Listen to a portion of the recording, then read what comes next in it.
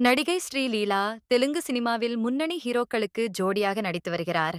இந்நிலையில் தற்போது தமிழ் சினிமாவில் சுதா கொங்கரா இயக்கத்தில் சிவகார்த்திகேயன் நடித்து வரும் பராசக்தி படத்திலும் கதாநாயகியாக நடித்து வருகிறார்.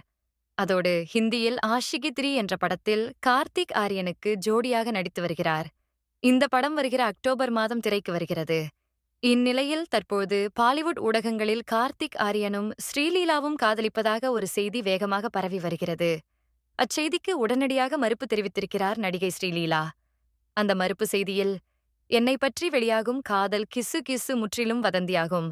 சினிமாவை மட்டுமே நான் காதலித்து வருகிறேன். அதோடு நான் படப்பிடிப்புக்கு செல்லும் ஒவ்வொரு நாளும் என்னுடைய தாயார் என்னுடன் தான் இருப்பார். அப்படி இருக்கும்போது நான் எப்படி காதலிக்க முடியும்? அதனால் இது போன்ற செய்தியை யாரும் நம்ப வேண்டாம்.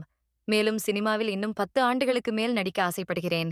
அதனால் இது போன்ற வதந்திகளை பரப்பி என் மார்க்கெட்டை சரித்து விடாதீர்கள் என்று அனைவரிடமும் கேட்டுக்கொண்டுள்ளார். இச்செய்தி சினிமா வட்டாரத்தில் சற்று சலசலப்பை ஏற்படுத்தியுள்ளது.